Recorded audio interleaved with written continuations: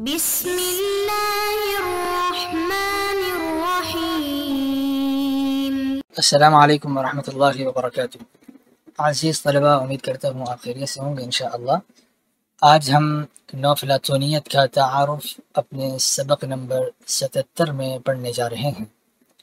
گزشتہ سبق کا خلاصہ یہ ہے کہ لافانیت کیا ہے، مزید ہم نے یہ جانا کہ لافانیت کیسے مل سکتی ہے، اور لافانیت پر اسلامی نقطہ نظر کیا ہے، یہ بھی ہم نے دیکھا۔ کیا ہمیشہ کی زندگی ممکن ہے؟ تو اسلام چونکہ مرنے کے بعد ہم دوبارہ اٹھائے جائیں گے، تو اسلامی نقطہ نظر سے ہمیں یہ پتہ چلتا ہے کہ قیامت کی جو زندگی ہے وہ لافانیت ہی ہے، کہ انسان وہاں مرتا نہیں ہے بلکہ وہاں موت کو بھی موت دے دی جاتی ہے۔ آج کے سبق کے مندرجات کچھ یوں ہیں کہ نوفلاطونیت کیا ہے، اور نوفلاطونیت کب وجود میں آئی، کس صدی میں آئی، اس کا بانی کون ہے، مؤسس اول کون ہے، اور افلاطونیت اور نوفلاطونیت میں کیا فرق ہے۔ یہ تصویر آپ کے سامنے جو اسکرین پر شو ہو رہی ہے یہ افلاطین کی ہے، اور انہی کو فلاطینوس بھی کہا جاتا ہے۔ بعض علماء نے، بعض قلمدانوں نے فلاطینوس لکھا ہے، کچھ نے افلاطین لکھا ہے، اور آپ ہی نوفلاطونیت کے بانی اور مؤسس شمار کیے جاتے ہیں۔ فلاطینوس آپ نوفلاطونیت کے بانی ہیں، اور 204 یا 205 عیسوی میں آپ پیدا ہوئے، یعنی تیسری صدی عیسوی میں آپ کی پیدائش ہے، اور آپ مصر کے مقام لیکوپولس کے مقام پر پیدا ہوئے، اور اسکندریہ میں 11 برس تک آپ فلسفے کی تعلیم حاصل کرتے رہے ہیں۔ یہ اسکندریہ کا منارہ ہے، اور اس کے بعد 243 عیسوی میں آپ روما چلے گئے، جو کہ اٹلی کا ایک مشہور شہر ہے روما، اور وہاں آپ نے ایک اسکول قائم کیا اور آپ نے فلسفے کی تعلیم کو عام کیا۔ نوفلاطونیت کب وجود میں آئی؟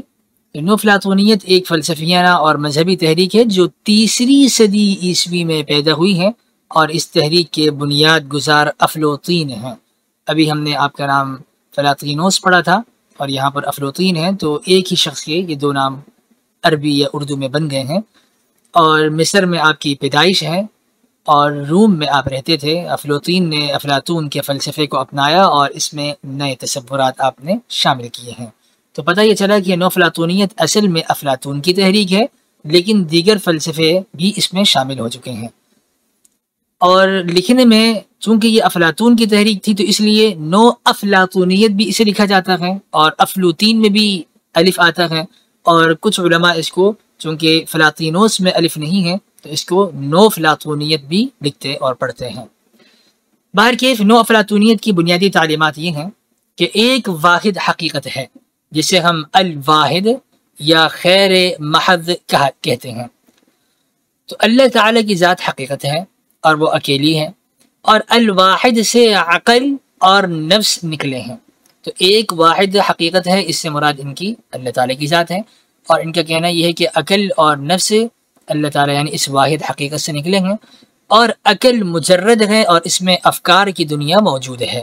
عقل میں ایک دنیا ہے جو افکار کی ہے، اس میں بستی ہے، عقل ان کو سوچتی ہے، سمجھتی ہے، اور نفس یہ عقل اور مادے کے درمیان ایک پل کی حیثیت رکھتا ہے۔ عقل اس نفس کے ذریعے سے گزرتے ہوئے مادے تک پہنچتی ہے اور دنیا کی چیزوں کو سمجھتی ہے، اور مزید یہ کہ مادہ کم ترین حقیقت ہے، اور یہ تغیر اور تبدل اور عدم ثبات کا عالم ہے کہ یہ بدلتا رہتا ہے، ایک حالت پہ باقی نہیں رہتا۔ نو افلاطونیت کا مقصد یہ ہے کہ انسان اپنے نفس کو مادے سے آزاد کرائے اور عقل کی دنیا سے اتحاد قائم کرے۔ اس اتحاد کو حاصل کرنے کے لیے نو افلاطونی فلسفی ایک خاص قسم کے مراقبے اور ریاضت پر زور دیتے ہیں، چونکہ یہ اپنے آپ کو، اپنے نفس کو مادے سے آزاد کرنا چاہتے ہیں اور عقل کی دنیا سے اتحاد کرنا چاہتے ہیں، اس لیے مراقبے اور ریاضتوں پر زور اور توجہ دیتے ہیں تاکہ مادے سے ان کی فکر اٹھ جائے اور عقلی دنیا سے ان کی توجہات مربوط ہو جائے۔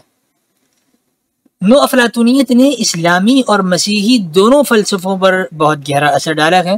اسلامی فلاسفہ میں فارابی، ابن سینا اور ابن رشد نے نو افلاطونی تصورات کو اپنایا اور ان کی ترقی کے لیے کام کیا، جبکہ بعض مسیحی فلاسفہ بھی اس فلسفے سے متاثر ہوئے اور انہوں نے بھی نو افلاطونیت کو مسیحیت کے ساتھ ہم آہنگ کرنے کی بھرپور کوشش کی ہے۔ نو افلاطونیت در حقیقت ایک پیچیدہ فلسفہ ہے، لیکن اس کی بنیادی تعلیمات یہ ہیں کہ ایک واحد حقیقت ہے جس سے سب کچھ نکلا ہے، اور انسان کا مقصد اس حقیقت سے اتحاد قائم کرنا ہے۔ اب سوال یہ ہے کہ اگر نو افلاطونیت افلاطون کا ہی فلسفہ تھا تو افلاطونیت اور نو افلاطونیت دونوں میں کیا فرق ہے؟ یعنی افلاطونیت قدیمہ اور افلاطونیت جدیدہ میں کیا فرق ہے؟ تو پہلے ہم افلاطونیت کو پڑھ لیتے ہیں۔ افلاطون کے فلسفے میں ہمیں دو دنیاؤں کا تصور ملتا ہے۔ کہتے ہیں کہ دو دنیا ہیں، ایک محسوس دنیا ہے جس میں ہم جی رہے ہیں، اور ایک معقول دنیا ہے، عالم مثلی بھی آپ کہہ سکتے ہیں۔ تو محسوس دنیا، اس میں تغیر ہوتا ہے اور یہ ناقص ہے، جبکہ معقول دنیا عقل والی یہ مستقل اور کامل دنیا ہے۔ یہ افلاطون کا فلسفہ ہے۔ اور نو افلاطونیت میں نفس کی منزل میں نفس کو مادے سے آزاد کر کے عقل کی دنیا سے متحد کرنے پر زور دیا جاتا ہے، ساری کوشش اس پر صرف کی جاتی ہے۔ افلاطونیت میں تو نفس آیا ہی معقول دنیا سے ہے، اور یہاں پر نفس کو معقول دنیا سے جوڑنے کے لیے کوشش کرتے ہیں۔ اور روحانیت کے حوالے سے نو افلاطونیت میں ایک اہم رکن روحانیت کو مانا جاتا ہے۔ انسان کا مقصد روحانی ترقی حاصل کرنا ہے، اس لیے یہ حضرات صوفی ازم کی طرح روحانیت پر کافی توجہ صرف کرتے ہیں اور مراقبہ ریاضتیں کرتے ہیں۔ نو افلاطونیت اور افلاطونیت میں کچھ اہم فرق ہیں جنہیں آپ کے سامنے رکھتے ہیں۔ نمبر 1، افلاطونیت میں دو دنیا ہیں، جبکہ نو افلاطونیت میں ایک واحد حقیقت ہے۔ اور افلاطونیت میں نفس کی منزل محسوس دنیا سے واپس معقول دنیا میں جانا ہے، لیکن نو افلاطونیت میں نفس کو مادے سے آزاد کر کے عقل کی دنیا سے اتحاد قائم کرنے پر زور دیا جاتا ہے۔ دیگر فلسفیوں کے نظریات یہ نو افلاطونیت میں شامل ہوئے، اور افلاطون کا فلسفہ اسی افلاطون کا فلسفہ تھا، لیکن یہاں افلاطین کے اور افلاطون کے اور دیگر فلسفیوں کے بھی نظریات شامل ہو گئے ہیں نو افلاطونیت میں۔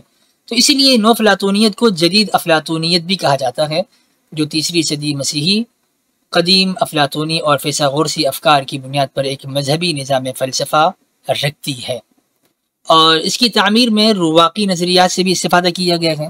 جدید افلاطونی فلاسفر خدا کو ہر شے کا ماخذ، منبع اور غائب سمجھتے ہیں۔ اور جدید افلاطونی نظام فلسفہ کا بانی امونیس ساکاس 242 عیسوی تھا۔ یہ اسکندریہ میں فلسفے کا ممتاز معلم تھا اور اس نے کوئی تصنیف نہیں چھوڑی۔ اس کا نظام حقیقی بانی فلاطینوس تھا، یعنی نو فلاطونیت اسے دوبارہ جدت ملی ہے امونیس سے، اور اس کے بعد اس کا شاگرد فارفریوس اس نظام کا مشہور فلسفی ہوا ہے۔ ان کے بعد سریانی اسکول کے امبلیوس اور ایتھنز کے اسکول کے پومرگ اور پروکلوس کو جدید افلاطونیت کی تاریخ میں بڑی اہمیت حاصل ہے۔ خلاصہ کلام، افلاطونیت کو جدت ملی تو نو افلاطونیت آئی، نو افلاطونیت کو جدت ملی تو جدید نو افلاطونیت آ گئی۔ خلاصہ درس، افلاطونیت اور نو افلاطونیت دونوں افلاطون کی تحریکیں ہیں، اور نو افلاطونیت افلاطون کے فلسفے کے ساتھ دیگر فلاسفہ کے اقوال بھی لیتی ہے۔ افلاطونیت اور نو افلاطونیت میں کچھ اہم فرق بھی ہیں، اور نو افلاطونیت کے بانی افلاطین یا فلاطینوس بتائے جاتے ہیں، جو تیسری صدی کے اوائل میں گزرے ہیں۔ چونکہ نو افلاطونیت معمولی فرق کے ساتھ اصل میں افلاطون کا فلسفہ ہے، اسی لیے اسے جدید افلاطونیت بھی کہتے ہیں، اور بعد میں اس جدید افلاطونیت کو دوبارہ جدت بھی ملی۔ آئندہ درس کے مندرجات، آئندہ درس میں ہم فلسفے کا دیگر علوم سے تقابل پڑھیں گے۔ والسلام علیکم ورحمۃ اللہ وبرکاتہ۔